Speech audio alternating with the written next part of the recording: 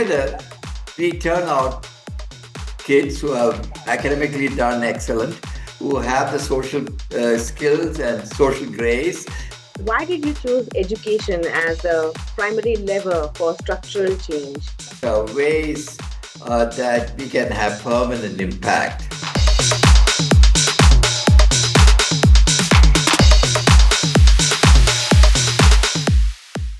Hello and welcome to Sterlite EdIndia Foundation's podcast, Changemakers in Education, Learning with Leaders. This is a space where we speak with practitioners and thinkers who are not just talking about change in education, but actually building it. Today, I am truly delighted to welcome Dr. Abraham George, founder of the Shanti Bhavan Children's Project. For decades, Dr. George has worked closely with children and families from underserved communities, building an education model rooted in long term commitment and the belief that poverty can be disrupted through quality schooling. His latest book, Mountains to Cross, which captures his journey for over 3 decades, the conviction behind Shanti Bhavan, and the lessons learned along the way. I'm really looking forward to knowing more about his book and also when will it be available in India. Dr. George, it is an absolute privilege to have you with us today. Thank you, Neha. Thank you for inviting me. It's a pleasure to be there, to be here with you. Um, I am happy to be talking to you about education in particular, because that's what we do to help children from impoverished backgrounds. Yeah. So, Dr. George, I'm sure you would have had multiple ways to contribute to the community. Why did you choose education as a primary lever for structural change? That's a very good question. I was thinking about how to make my contribution in India. I was living in the United States and studying graduate studies and so on. And I had made up my mind at a fairly young age, actually 18, to serve at some point in time. And I was waiting to make some money before I can embark on it. And I had several discussions with my professor and dean, one Robert Hawkins at New York University, on what is the most effective way to improve the lives of poor people. And I'd come to the conclusion that I should focus on children. That was the first conclusion. And because once you are across a certain age, it's hard to change their minds, and that's it's quite difficult. But children are very, very flexible, and you can take them early enough. And after good discussion, we came to the conclusion that maybe 3.5 to 4 years of age is the good time, because before that you have to babysit the kid and do a lot of things. For they're sort of on their a little bit on their own, and you can manage them. And taking them into a school where we look after, not the parents, at 4 years of age is possible. Now, why did we choose education? That's your question. And I was thinking about ways that we can have permanent impact. And you can feed people. You next year they are hungry again. You can care for the wounded or who are sick. Wonderful things. I'm not saying these are not good things. And then after they recover and they again fall sick. So and so on. Most of the things that we do, they are very essential, but they don't have a lasting impact, or unless you repeat it. And so I came to the conclusion that if I bring up children from the poorest to the poor and give them excellent education, like you could have for those who are in the affluent society, and I commit myself to throughout the schooling and college until they get their first job. You can't drop them after school and say, hey, you do it on your own. It doesn't work. That's what happens in most cases. The programs end at some stage in the schooling. No, I felt that from 4 years of age to 18 years of age, until they finish the college, then they are prepared to enter the workforce. And that's the most effective way to have a permanent change. Nobody can take it away from you. You have the potential to succeed in life. You're likely to get a good job if you are brought up well and educated well. So that's a long answer to your question. That's why I chose education as the way to deal with poverty and social deprivation. Your long answer has covered most of my next questions. I, so it's Okay. your work, your project really truly reflects um, the kind of change that the Indian society and the Indian system needs at large. So we've talking about the serious stuff, and I'm excited to know about your new book, Mountains to Cross. You've written many books in the past. Tell us why this book. Wow, you must have, and the title itself, Mountains to Cross. It's not just one mountain. Many mountains are being crossed here. Yeah, mountains stand for the obstacles that you face in life and challenges you face in life, and crossing them and moving forward and finding purpose in your life. I was myself searching for purpose in my existence, and I had come to the conclusion that I would find happiness, I would find meaning to my life if I can devote my life at some stage, not at the early stages when I need to make money, bring up a family, take care of things, and set aside and so on. Then, if I serve others, um, and the joy of doing that, and the satisfaction you receive, and the happiness you bring them, um, and that has tremendous meaning for me. And I really could not think of another thing that has greater purpose. Maybe there is. You can take care of people with HIV/AIDS. Yes, maybe for them it's okay, but not for me.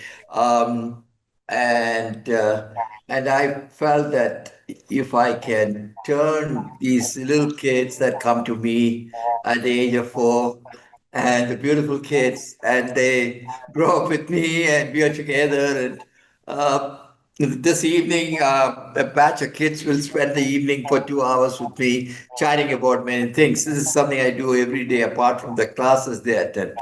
Those who are graduating, I spend a lot of time with them.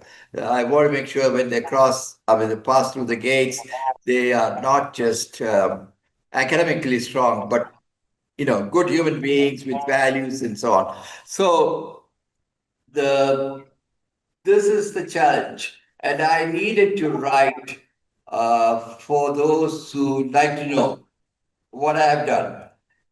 Because now 30 years have passed. I've been at it. I'm right now talking to you from a very remote village in South India, in Tamil Nadu, Karnataka border. I've been here 30 years. I had a little one-room apartment for 25 years now. I have a nice place. They built something nice for me because my wife joined me. She was alone in America for 25 years, and I used to go there for just 2 months. We were living separately for 25 years. And that's a price we had to pay. We decided that's what we do, and she accepted that. Now that she is retired, she's with me. All right. So that brings me to my next question. So talking about mountains to cross and your journey with Shanti Bhavan. So what have been your non-negotiables while designing Shanti Bhavan? Um, the first non-negotiable is that this school will focus on children from the poorest to the poor. Initially, it was $2 a day for a family. Now it is $5 a day for a family. And at that income, they are really, in a very difficult situation. But I suppose with government rations and all, they can survive. But that's not a happy survival. And the children go to schools that are not well equipped, or teachers aren't there. For example, this nearest school that we are involved in building the walls and so on. It's a government school. We are the wall of the classroom is broken down, and they're afraid it may collapse. So they combine three classes into one, and one teacher comes for three grades.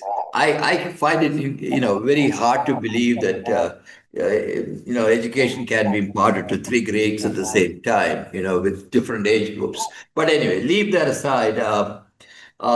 So that first non-negotiable is that I am going to focus on the poorest of the poor. And there have been proposals that why don't you also allow some rich kids to join your school, then they will pay the fees because I don't collect anything. So financially, it'll be easier. I had invested my money into this, but this will be easier. And I said no, because you cannot have half the kids coming in Mercedes Benz while the other half, and I mean, designer jeans, and the other half staying with me and have ordinary clothing. So you can't have that kind of, all of us are pretty much the same.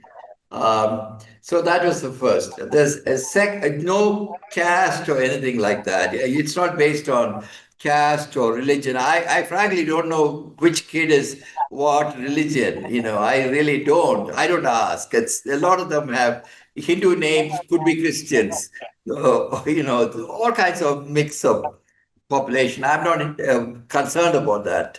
I want to be sure that the child is um, capable of learning. That's very important. So we examine the child to see whether the kid is got any mental problem, because the investment on a child is tremendous in the school, and we don't want it to fail. So there will be a few kids. We interview some 300, 400 kids in a year, and we take only 30 children. So a lot of children are not taken because we don't have the capacity to take more than that in one school. The same thing in the second school we started 2 years ago. It's an all around year program. For 2 months, they go home, and the parent should be willing to leave the child with me. One of the reasons is that I have discovered that going and visiting the families and so on, a lot of these families have serious problems.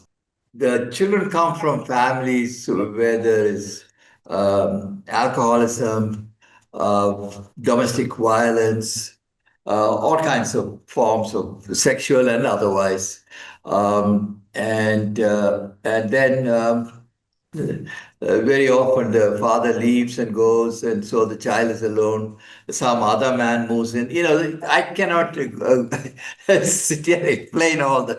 And this is not an environment where if the child goes back every day to that environment, can learn. And apart from the fact that it's a one-room hut with hardly any lights, candle or small lights, and the child is hungry. There's so many factors out there. Learning is not possible, in my opinion. I mean, you could go to a government school and hardly learn anything and come back, and that may be possible, and they or pass anyway. But to provide the kind of education that we do, and we are accredited to the ISC program, and to prepare them for that. And we demand that the children do very well. Half the class gets about 90% in the ISC exam. And ICSE, both 10th and 12th grade. So when you have such expectations, you have to create the environment for the child to be in a stable situation. All right. Dr. George, I have seen the series Daughters of Destiny. Maybe not all of my viewers have seen Daughters of Destiny. I would just like to take a minute and say something about the school, and then maybe you can add a little more to it. So, Daughters of Okay, Destiny is a sure. documentary series on the Shanti Bhavan project. Shanti Bhavan is a school for children who are from the absolute poor communities, cutaway communities, and Dr. George gives them residential, state of the art facility, and with the most amazing international standard education. The children speak English, they understand mathematics like no other kid could get the facility. An average school going child in India may not have those facilities which Shanti Bhavan provides to these children. And it is a continuous support which Shanti Bhavan provides to these kids from, like he said, from age 4 till they graduate. And the school also supports children in finding job opportunities. So it's not just education, it's also, I see it as an act of poverty eradication and a long term commitment towards it.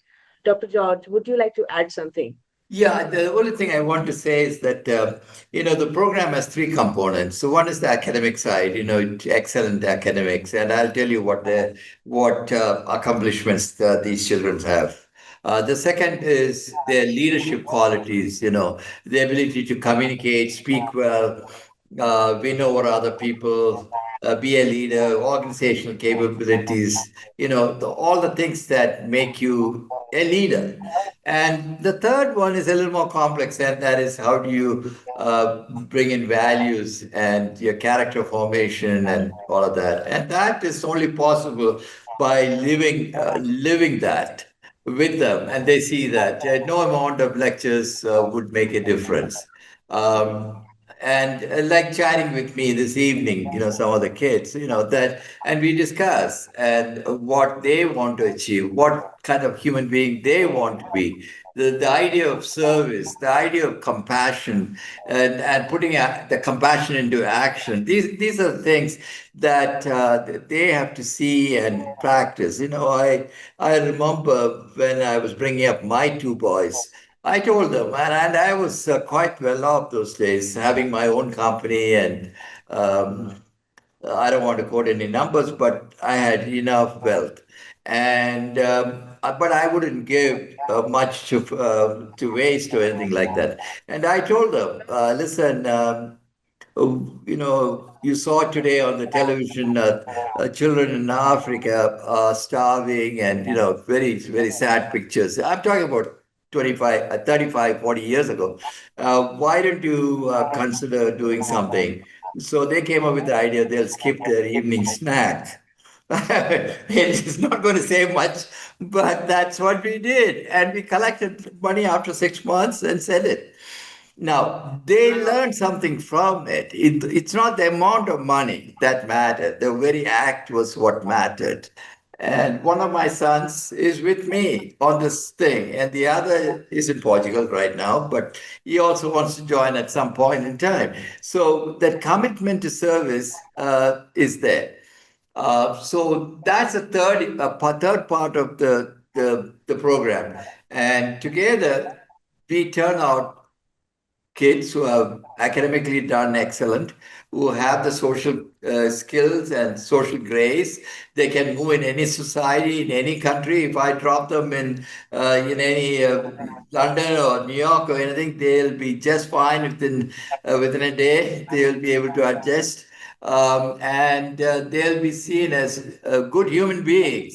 And they will have good friends and people who care for them. So that's what it is. And now, look what has happened.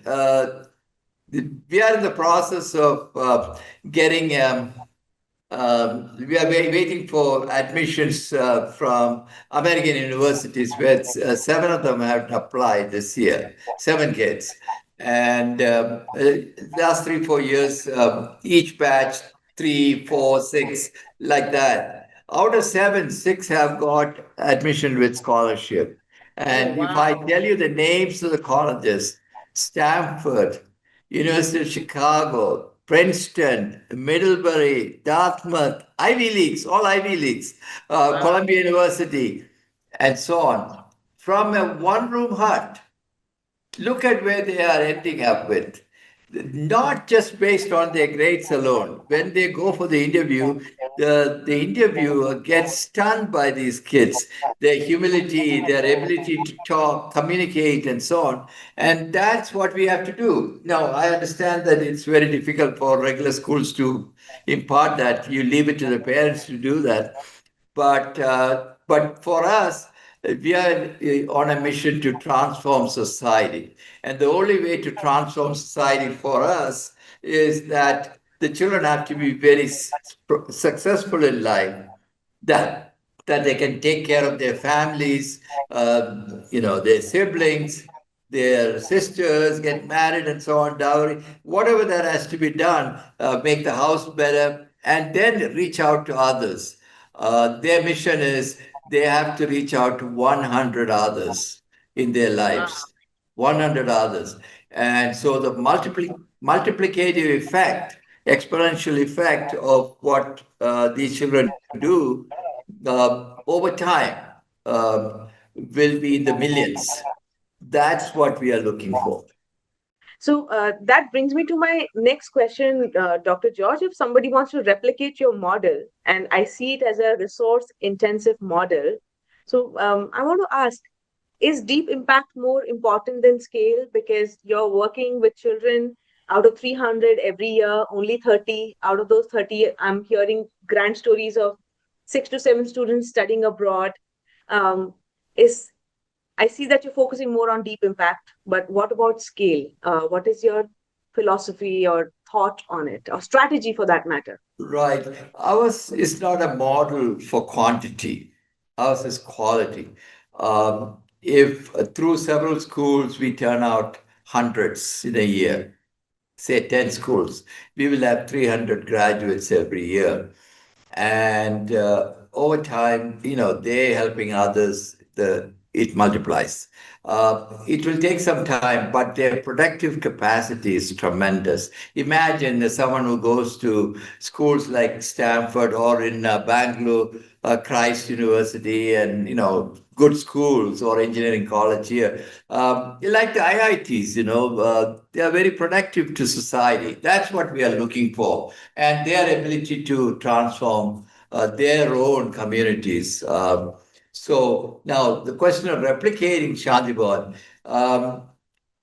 it is possible. First of all, you must have the commitment uh, to to the children. You want to make this difference, and you are committed to delivering a high quality program. Okay. Second, in my case, I felt that I should be there physically, but everybody can't do that. But if you don't, you have to find someone who is committed, who will be with the kids, who will direct the staff. I have 175 staff members, from everything from teachers to cooks to security guards to, cleaning staff and all that combined, 175 of them. So you got to manage them. Um, and it's a substantial budget. Uh, Approximately $2,000 per year per child. And that might sound very big when many other NGOs provide education to children at $100 a year, $200 a year. We don't want to do that, or no, because our program is not meant for numbers. There are hundreds and hundreds of children. Again, please don't misunderstand me. I'm not saying they are not contributing. They are contributing. They are improving, offering education, but not what I'm trying to do. So the replication is that there has to be leadership, there has to be commitment, there has to be good management, and this is not a one day thing. Every day, every minute, it has to be there. In my case, 25 years away from my making sure that the children do well. That's my ambition. And Yeah, I'm not looking for recognition or anything of that kind. I just want to be able to do my work. Well, Dr. George, I think when we talk about Shanti Bhavan and children, it's like an endless conversation and it's full of emotions. And I can see you going back, flashbacks of memories and everything coming in. So, if I want to bring you back to the strategic part of your program, how important is it is to have like a well-meaning teacher than a truly effective one? Like, how do you scrutinize your teachers for the school?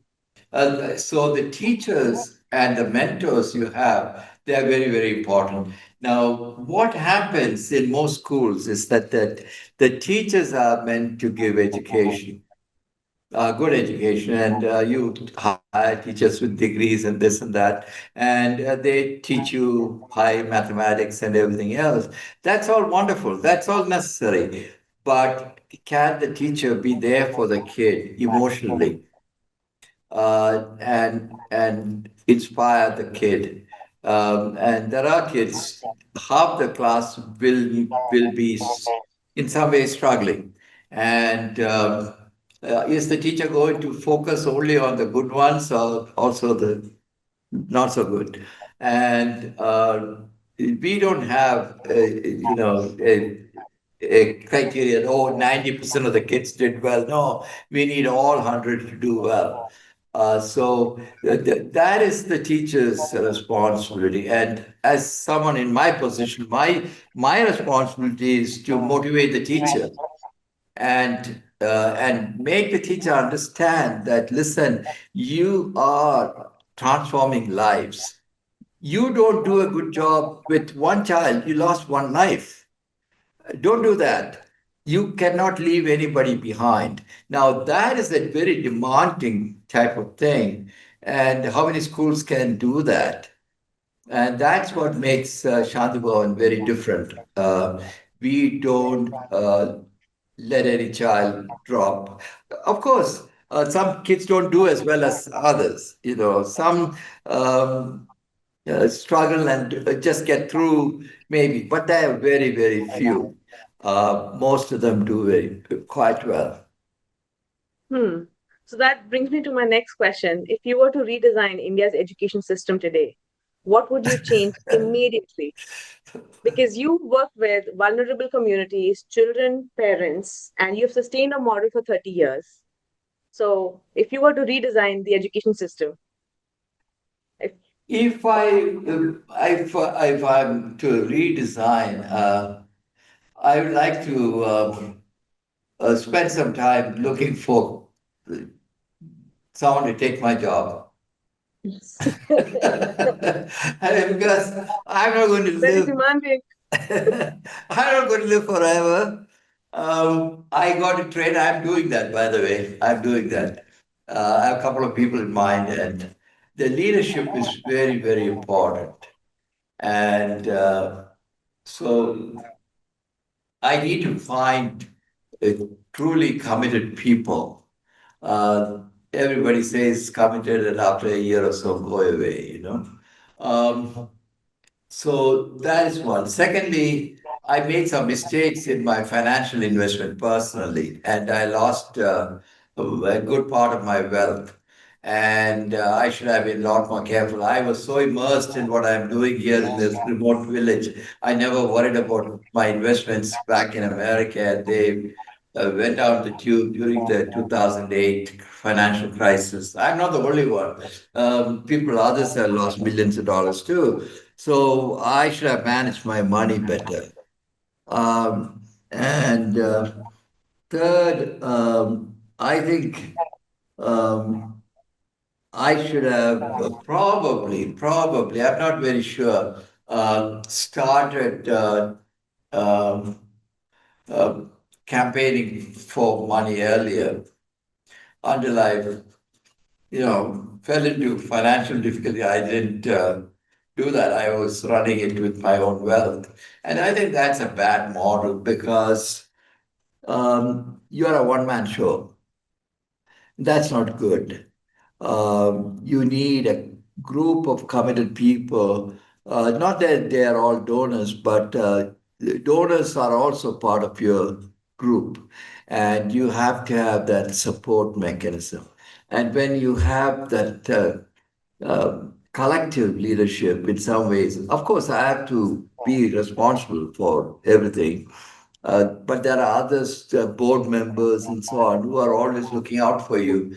When that happens, and there are a lot of people who believe in you, these things are important. And then the world sees you slightly differently. Shantiban is no longer Abraham George's place.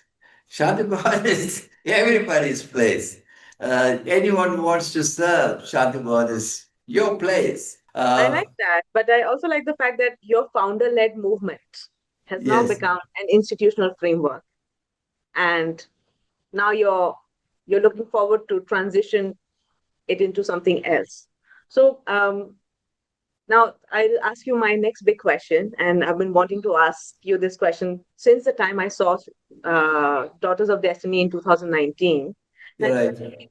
if poverty eradication can happen in one generation, and you've successfully been able to do it, where should investment in education be directed? So I'm just going to give you options, and then maybe we can take this forward. Is it infrastructure? Is it teacher education? Is it leadership, curriculum, or is it the governance of it all? All of them, all of them have to come together. You can't just do one thing. But some companies are only interested in funding infrastructure projects. Another is in funding operational expenses. Third one could very well be in supplying, medical supplies and things like that. So each one does that, but they are not trying to solve the total problem. They are trying to help you. So that's fine. But if you are heading up, you have to do all of the above that you listed, correct list of stuff. You listed even a good governance, for example. If good governance is not there, everything is going to fall apart. And so all of the things that you said have to be there. And that's where the leadership comes. For me, I was trained that way. And by the way, Mountains to Cross is from my young days. People ask me, how did you turn out to be the person you are? And I have to give a whole story. So I've given my childhood also and what transformed, what changes that happened. In my family, my mother was the leading figure, not my father. My mother came to America alone in her 40s. She worked for NASA. She was the second woman in India to get a PhD in physics. Tremendous accomplishments in her life. In the 1950s, she had a PhD in physics from three Western universities. But anyway, so I had a woman role model. So I'm very comfortable, dealing with girls as well as boys. It's no problem for me. And so everything comes together. And my military training, being disciplined and so on, and loyalty and commitment and hard work and perseverance, all that you did, taking risk, everything you learn in the military. So all these things come together. There is no one thing. No, behind all those things is certainly a commitment, and if there is one quality that is most important for a person to have, this is my opinion. I tell the children is humility. Humility. If you are arrogant, you will do all the wrong things. If you are humble, you are likely to do all the right things. And so I would urge both parents and educators and so on, make the children understand the importance of being humble. That doesn't mean they can't be firm. That doesn't mean that you can't, act in a determined way. It simply means that you are not talking about yourself all the time, which I am doing in the last 1 hour. But Not at all, Dr. George. I mean, this podcast is a very strategic place, and we are at a very strategic time and place to talk about how you've been able to sustain this mammoth of a project. and you've done it whole and soul yourself. You've gotten funds, you've asked for funding much later in the project. And today we have CSR mandates in place. I mean, what has there been a strategy to integrate some CSR funding into your projects, strengthening your model of education? CSR funding is very valuable because each company has its own focus, and they touch upon some one component of your work, Hmm. and of course you need financial help, and um, many of our donors today, they see that we are a very credible organization, and so they have the confidence to help. They know that their money is not wasted. Um, NGOs are notorious for managing poorly. Good-hearted fellows, but they don't do things always correctly. Uh, so many pieces have to come together, and that's the fun also. I don't find any of these things very stressful or anything like that.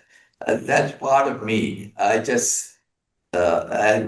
quite used to living in a stressful environment. Ah, okay, so let's take the stress away. Let's have a little rapid fire round. I'm just Oh going my to ask God. you a few Okay, that is questions. stress. So the first thing that comes to your mind. So I'll ask you a bunch of questions. So are you ready? Yeah, yeah. Okay. So one habit that has sustained you for decades. Determination and making it happen. Nice. A book that shaped your thinking. Shaped my thinking. I've read a lot of books, of people. I hardly read, after the age of 25, I hardly read any fiction. I read mostly non-fiction. And, Young Days, the adventures of Pearl Buck in Good Earth to, Albert Schweitzer talking about going into the jungles of Gabon, or Bertrand Russell writing his philosophy about life. These things had a profound impact, and they have shaped my thinking. Wow. All right. A failure that changed your leadership style. People complained that I was very demanding. And I expect performance, and I'm tough like a military officer. I have mellowed down, and children have mellowed me down. To dealing with children, you can't be like that. You have to constantly forget and forgive. Certainly, you can't hold anything against them for the mistakes they did yesterday. You still have to love them the next day or the next minute. So that has been the factor. Yeah. Wow, that is so beautiful. Okay, next question. One quality you look for first when you hire teachers. Okay. I look at any hire. This is my business experience. There are three things. First is experience.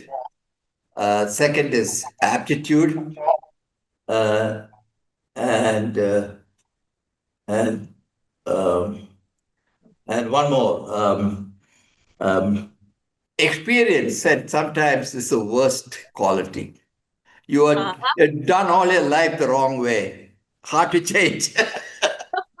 So I would rather take a smart young man or a woman who has got the right attitude. Aptitude,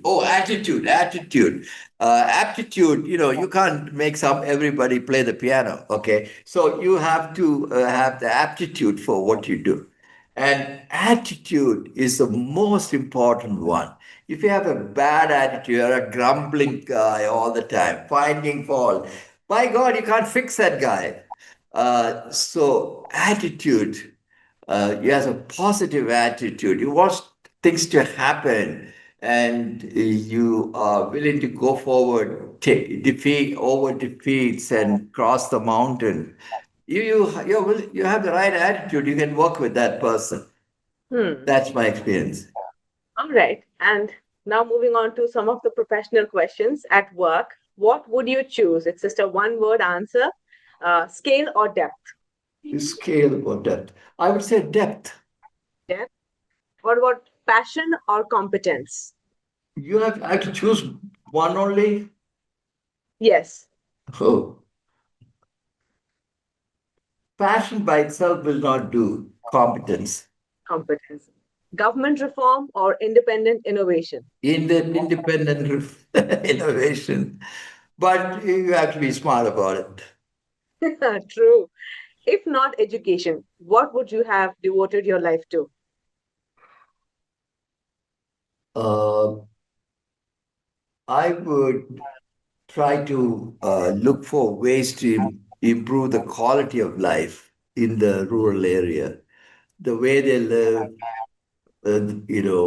their income generating capacity, the medical care they can get, rather than waiting until they're really, really sick and then running up to the hospital or something. The quality of life I'm involved in that today. I build houses for them and a few other things. I didn't want to get into that topic today. Yeah, Uh, but I did so, see that you're also doing some banana plantations in remote yeah, areas. yeah. One of the Sorry. largest, 200 acres. Wow. Yeah, These are not but it small was things, a, Dr. it George. didn't work out. The rain didn't stop coming. Okay. All right. So back to rapid fire. On India, what keeps you hopeful about India? The people, but I would like an inclusive society, not something that divides people. And I'm hoping that um, India will not only have the bright people who come out of great colleges and so on, but people who have uh, an attitude of uh, reaching out. I hope that will happen. I'm not very sure it's happening, but I'm hopeful. Hmm. All right. So next question. What worries you the most about India's education landscape? It has been worrying me a great deal. This whole idea of memorizing things, um, and uh, and the questions, papers, and all are geared to finding out what you don't know instead of finding out what you know, and that type of thing. But it's changing. It's changing. And the other thing that worries me is there's a lot of focus on technology and all these type of thing, and very little focus on liberal arts. You need to understand history. You need to understand culture. You need to understand what has made things great. You can't be talking all the time about AI, AI. You have to be a total human being. And it worries me that today it is not in that direction. Wow. That is that has just broadened the horizon of this whole podcast to the next level, but it also brings a rapid fire round to an end. It was insightful. I wanted it to be like quick one word, but you had such beautiful insights to share. I really, really liked it. I'm sorry I didn't give you one word answer to anything. That's all right. That's all right.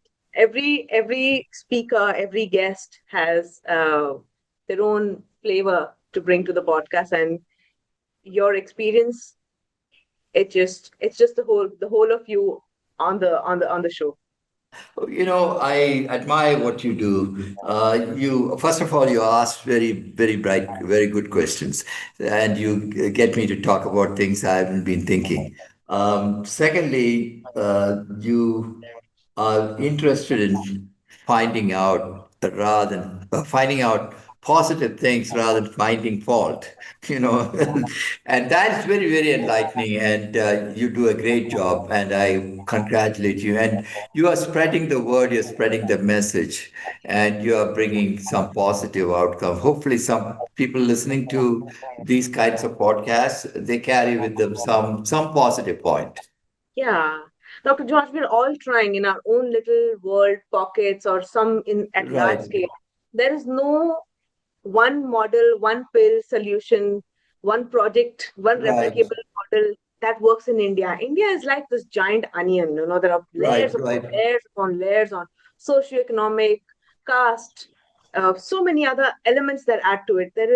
We are all trying our best to cater to one sector or one tiny Right. bit. And I want to make a point about this, and that is, to be really love a country like India, and I've been here 30 years now, and my childhood, you need to improve things. Your focus should be how to improve. And to improve, you have to be critical.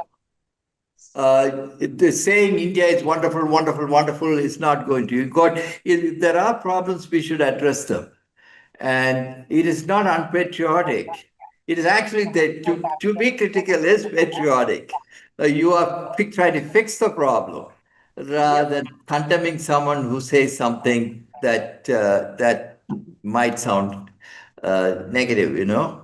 So Yeah, I am open to uh, discussion. I lived a good part of my life in America, and uh, I am very, very critical about things that are happening.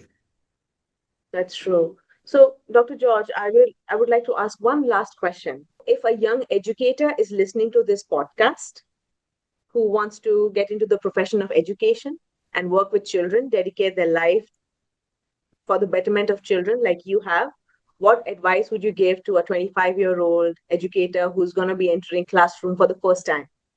Yeah, the educator himself has to be well educated, and that's the absolute must. And secondly, the educator has to learn some child psychology, how to deal with children, and third, it should cultivate the habit of listening.